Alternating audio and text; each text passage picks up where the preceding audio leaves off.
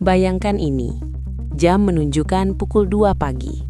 Kamu sudah 8 jam terhubung ke internet. 8 jam scrolling, clicking, watching. Tapi jika seseorang bertanya, apa yang kamu tonton? Kamu hanya bisa menggeleng, tidak ingat. Yang tersisa hanya rasa lelah yang aneh. Lelah tapi tidak puas. Capek tapi tidak produktif. Ingin berhenti tapi tidak bisa. Selamat datang di dunia brain rot. Brain rot, istilah yang muncul dari komunitas online untuk menggambarkan fenomena unik abad 21. Bukan penyakit medis resmi, tapi kondisi psikologis yang sangat nyata. Otak yang terlalu jenuh dengan informasi, sampai kemampuan untuk berpikir jernih, berkonsentrasi, atau merasa puas, menjadi lumpuh. Hari ini, melalui simulasi AI yang telah kami kembangkan, kita akan melakukan perjalanan mendalam. Bukan sekedar memahami brain rot, tapi benar-benar mengalami proses penyembuhannya. Kita akan mengikuti perjalanan Maya, karakter simulasi AI yang mewakili kita semua, dalam 30 hari transformasi dari otak yang terfragmentasi menuju kejernihan mental. Tapi sebelum kita menyelami solusi, kita harus benar-benar memahami masalahnya. Karena menyembuhkan brain rot bukan tentang menghapus teknologi dari hidupmu. Itu tidak realistis. Ini tentang membangun kembali hubungan yang sehat dengan teknologi. Hubungan di mana kamu yang memegang kendali, bukan algoritma. Dalam simulasi AI ini, kamu akan melihat visualisasi bagaimana otak kita bekerja di bawah bombardir informasi konstan. Kamu akan memahami mekanisme psikologis dan neurologis yang membuat kita terjebak dalam siklus scroll tanpa akhir. Dan yang paling penting, kamu akan mendapatkan peta jalan konkret, langkah demi langkah, untuk keluar dari kondisi ini. Ini bukan video cepat dengan tips instan, karena brain rot tidak terbentuk dalam semalam, dan penyembuhannya juga tidak instan. Ini adalah perjalanan 22 menit yang akan mengubah cara kamu berinteraksi dengan dunia digital selamanya. Jadi ambil nafas dalam-dalam, matikan notifikasi sejenak, dan mari kita mulai perjalanan ini bersama. Mari kita zoom in ke dalam otak Maya, karakter simulasi kita. Di layar, kamu bisa melihat representasi AI dari otak manusia. Ada 3 sistem utama yang sedang berperang di sini. Sistem pertama, prefrontal cortex. Ini adalah CEO otak. Bertanggung jawab atas pemikiran rasional, perencanaan jangka panjang, pengambilan keputusan bermakna. Sistem kedua, limbic system. Pusat emosi dan kesenangan instan. Dan sistem ketiga, dopamine pathways. Jaringan jalan raya neural yang memberikan hadiah setiap kali kita melakukan sesuatu yang dianggap bermanfaat oleh evolusi. Dalam kondisi normal, ketiga sistem ini bekerja harmonis. Tapi di era digital, terjadi ketidakseimbangan besar. Setiap kali Maya mendapat like, setiap notifikasi, setiap swipe ke konten baru, dopamine pathways-nya menyala, memberikan microhit kesenangan. Limbic sistemnya bersorak, dan prefrontal cortex perlahan-lahan diabaikan. Sekarang lihat data yang muncul di layar. Dalam simulasi 24 jam, Maya menerima rata-rata 237 notifikasi. Melakukan 1.500 swipe di berbagai platform, mengonsumsi konten setara dengan 350 halaman buku, tapi tersebar dalam potongan 15 detik, otaknya tidak dirancang untuk ini. Evolusi membentuk otak kita untuk memperhatikan informasi baru karena informasi baru bisa berarti bahaya atau peluang. Di sabana Afrika dulu, bunyi gemerisik bisa berarti singa atau sumber air. Sekarang, bunyi ding dari ponsel memicu respons yang sama persis. Tapi alih-alih singa, yang muncul adalah meme atau update media sosial. Dan inilah paradoksnya. Semakin banyak informasi yang kita konsumsi, semakin sedikit yang benar-benar kita serap. Maya menghabiskan 4 jam online, tapi jika ditanya apa yang dipelajari, dia diam. Karena otak dalam mode brain rot tidak sedang belajar, tidak sedang mencerna, hanya sedang mengonsumsi. Seperti makan terus-menerus tanpa pernah merasa kenyang, tanpa pernah benar-benar menikmati rasanya. Simulasi AI menunjukkan sesuatu yang menakjubkan. Dalam kondisi brain rot akut, gelombang otak Maya didominasi oleh theta waves, gelombang yang biasanya muncul saat kita dalam kondisi antara tidur dan sadar. Dalam keadaan setengah sadar, secara teknis terjaga, tapi secara kognitif tertidur. Tapi brain rot bukan hanya soal neurologi, ada dimensi psikologis yang lebih dalam. Lihat bagaimana Maya mulai kehilangan kemampuan untuk menikmati aktivitas yang membutuhkan waktu. Membaca buku terasa seperti tugas berat, menonton film 2 jam terasa mustahil. Bahkan percakapan tatap muka pun mulai terasa lambat dibandingkan tempo digital. Dan yang paling berbahaya, Maya mulai merasa ini normal. Dunia di luar layar mulai terasa kurang menarik, warna kurang cerah, suara kurang jelas, karena otaknya telah dikalibrasi ulang oleh stimulus digital yang hiperintens. Ini bukan imajinasi, ini neuroplastisitas, otak yang berubah bentuk sesuai pengalaman. Sayangnya, pengalaman yang membentuknya adalah pengalaman yang fragmentasi, superficial, dan berkecepatan tinggi. Mari kita berhenti sejenak menyalahkan diri sendiri. Karena brain rot bukan kegagalan karakter, bukan kelemahan moral. Ini adalah konsekuensi logis dari pertemuan antara biologi kuno dan teknologi modern.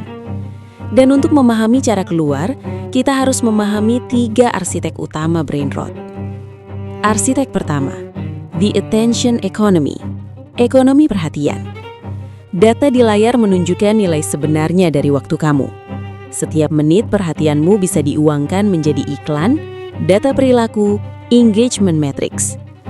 Platform-platform digital tidak dirancang untuk membuatmu bahagia atau terinformasi. Mereka dirancang untuk membuatmu tetap berada di sana, selama mungkin. Scroll tanpa akhir bukan bug, itu fitur. Autoplay video berikutnya bukan kecelakaan, itu desain. Notifikasi merah yang memanggil bukan kesalahan teknis. Itu psychological trigger yang dipelajari dari mesin slot di kasino. Dan seperti penjudi di depan mesin slot, otak kita terjebak dalam siklus action, reward, anticipation.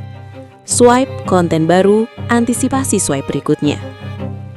Arsitek kedua, the algorithmic mirror, cermin algoritmik. Lihat bagaimana feed Maya secara perlahan berubah. Awalnya beragam, lalu algoritma belajar. Maya klik video kucing sekali, dapat 10 video kucing. Tertarik pada politik selama 2 menit, dibombardir konten politik berminggu-minggu. Dunia Maya menjadi echo chamber, kamar gema, di mana yang didengar hanyalah pantulan dari dirinya sendiri. Dan inilah yang berbahaya. Algoritma tidak mempromosikan kebenaran, tidak mempromosikan keseimbangan, hanya mempromosikan engagement. Konten yang membuat marah, engagement tinggi. Konten yang membuat takut, engagement tinggi. Konten yang sederhana, bernuansa, membutuhkan pemikiran mendalam, engagement rendah. Jadi secara perlahan otak Maya dikondisikan untuk merespons emosi primal. Marah, takut, senang instan. Bukan pemikiran reflektif. Arsitek ketiga, the neurological mismatch, ketidakcocokan neurologis. Otak manusia berevolusi selama ratusan ribu tahun di lingkungan yang stabil. Informasi baru adalah kejadian langka. Sekarang informasi baru adalah banjir bandang yang tak henti. Dopamin sistem kita dirancang untuk merespons pencapaian nyata, berhasil berburu, menemukan sumber air, membangun tempat berlindung. Sekarang dopamin yang sama dilepaskan untuk melihat jumlah like bertambah. Dalam simulasi, kita bisa melihat konflik internal Maya. Bagian dari dirinya ingin menulis, membaca, mencipta. Tapi dopamin pathways-nya telah terlatih untuk mengharapkan reward instan.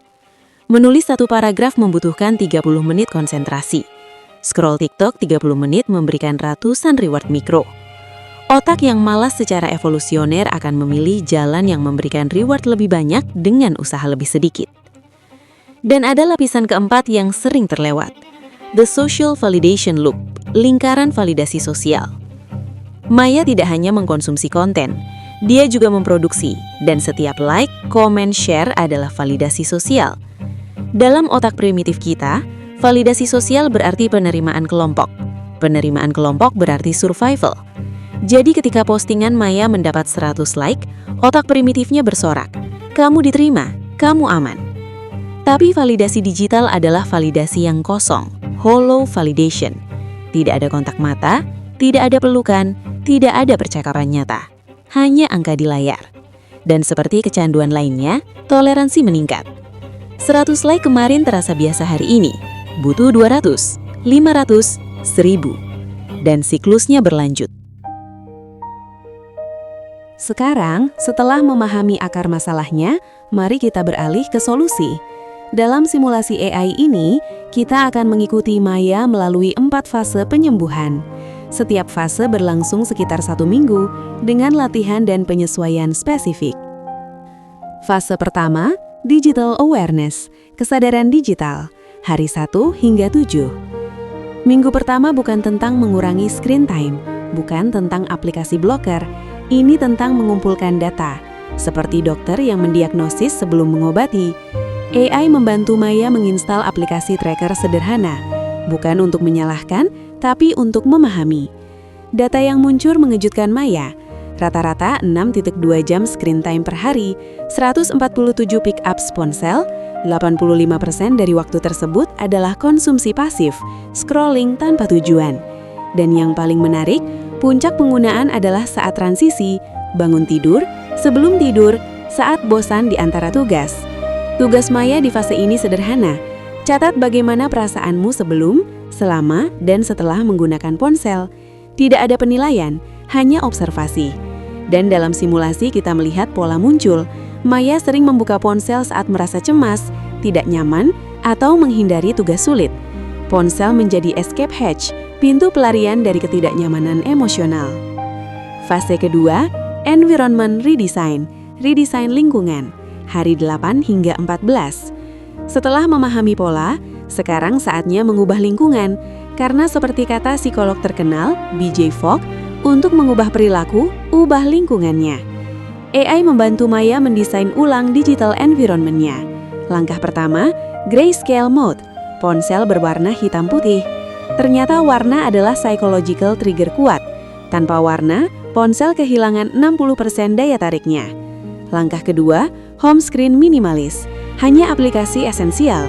Aplikasi sosial media dipindah ke folder dalam-dalam, membuat akses lebih sulit. Langkah ketiga, notification autopsy. Maya mematikan semua notifikasi non-esensial, hanya telepon dan SMS dari kontak penting yang boleh mengganggu. Hasilnya, 90% gangguan hilang. Dan yang menarik, setelah 3 hari, Maya tidak merasa ketinggalan apa-apa, karena sebagian besar notifikasi memang tidak penting. Langkah keempat, charging station outside bedroom, pengisian daya di luar kamar tidur. Bangun tidur tanpa ponsel di samping, tidur tanpa ponsel di kamar. Siklus bangun tidur pertama dalam 5 tahun yang tidak diawali dan diakhiri dengan layar. Fase ketiga, attention retraining, pelatihan ulang perhatian, hari 15 hingga 21. Dengan lingkungan yang sudah ramah, sekarang saatnya melatih otot perhatian yang telah melemah. AI memperkenalkan Maya pada konsep attention weightlifting. Latihan pertama, the 20-minute rule. Setiap hari, Maya memilih satu aktivitas yang membutuhkan fokus penuh. Membaca 20 menit tanpa gangguan, menulis 20 menit, bahkan memasak 20 menit dengan penuh perhatian. Ponsel dalam mode airplane di ruangan lain. Awalnya sulit, sangat sulit. Dalam simulasi kita melihat gelombang otak Maya bergolak. Theta waves atau gelombang relaksasi berusaha mengambil alih. Tapi perlahan, alpha waves atau gelombang fokus mulai muncul. Minggu ketiga Maya bisa fokus 20 menit tanpa keinginan kuat untuk mengecek ponsel. Latihan kedua, single tasking rituals. Multitasking adalah mitos. Otak tidak bisa benar-benar melakukan 2 hal dengan bersamaan, hanya beralih cepat di antaranya. Dan setiap peralihan itu memiliki cognitive cost atau biaya kognitif. Maya mulai menetapkan, 1 layar, 1 tugas. Jika menonton film, hanya menonton, tidak sambil scroll. Jika ngobrol dengan teman, hanya ngobrol, tidak sambil cek ponsel. Fase keempat, content upgrade, peningkatan kualitas, dari junk food mental ke nutrition mental. AI membantu Maya melakukan audit konten, menggunakan aplikasi yang menganalisis pola konsumsi dan merekomendasikan alternatif berkualitas. Jika Maya menghabiskan 2 jam sehari menonton short form konten, AI merekomendasikan dokumen terpanjang. Jika membaca thread Twitter berjam-jam, AI merekomendasikan newsletter mendalam tentang topik sama. Maya mulai mengikuti aturan 1-1-1. Untuk setiap jam konten hiburan, 1 jam konten edukasi. Untuk setiap konten pasif, menonton, 1 konten aktif, membuat, menulis, berdiskusi. Dan yang paling transformatif, Maya mulai membuat konten sendiri, bukan untuk viral, tapi untuk pemahaman.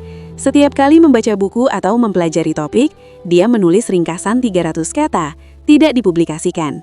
Hanya untuk dirinya sendiri, aktivitas membuat ternyata adalah antidot terbaik untuk konsumsi pasif berlebihan.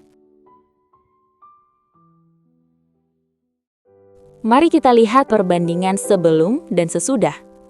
Data final simulasi 30 hari, screen time turun dari 6,2 jam menjadi 2,8 jam. Tapi yang lebih penting, quality score naik dari 3/10 menjadi 8/10.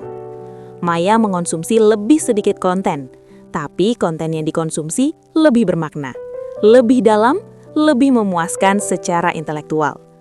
Gelombang otak menunjukkan peningkatan alpha waves atau fokus dan penurunan theta waves atau setengah sadar. Laporan subjektif Maya, untuk pertama kalinya dalam bertahun-tahun, saya bisa membaca novel selama 1 jam tanpa merasa gelisah. Saya bisa ngobrol dengan teman tanpa melihat ponsel. Dan yang paling aneh, saya mulai merasa bosan lagi. Dan itu indah.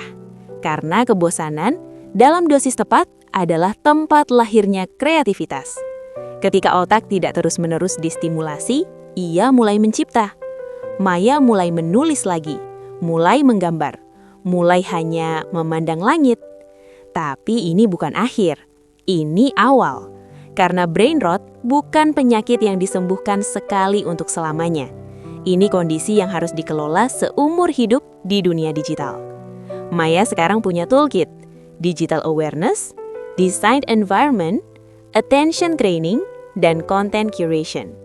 Dan mungkin pelajaran terbesar dari simulasi ini, teknologi bukan musuh, internet bukan racun. Masalahnya bukan pada alatnya, tapi pada hubungan kita dengan alat tersebut.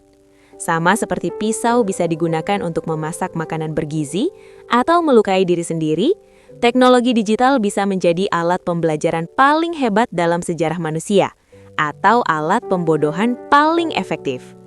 Pilihan ada di tangan kita, atau lebih tepatnya di perhatian kita. Karena di era informasi berlimpah, perhatian adalah sumber daya paling langka, paling berharga.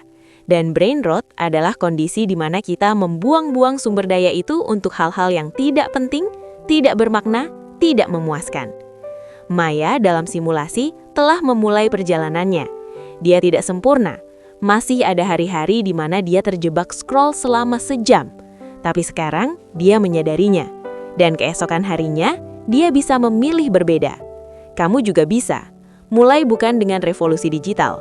Mulai dengan satu pertanyaan sederhana, apa yang sebenarnya ingin kamu lakukan dengan perhatianmu hari ini? Apakah ingin dikonsumsi oleh algoritma? Atau ingin digunakan untuk membangun sesuatu yang bermakna? Simulasi AI ini selesai.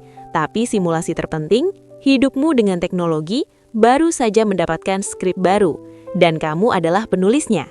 Di komentar, ceritakan, apakah kamu pernah mengalami brain rot? Gejala apa yang paling kamu rasakan? Dan satu langkah kecil apa yang akan kamu ambil hari ini untuk mulai memperbaiki hubunganmu dengan teknologi? Capek juga ya? Semoga. Dan jika video ini bermanfaat, subscribe untuk simulasi AI berikutnya di mana kita akan mengeksplorasi bagaimana membangun kebiasaan membaca di era distraction. Sampai jumpa di perjalanan berikutnya menuju kejernihan mental dan kebebasan digital. Bye-bye, salam otak sehat.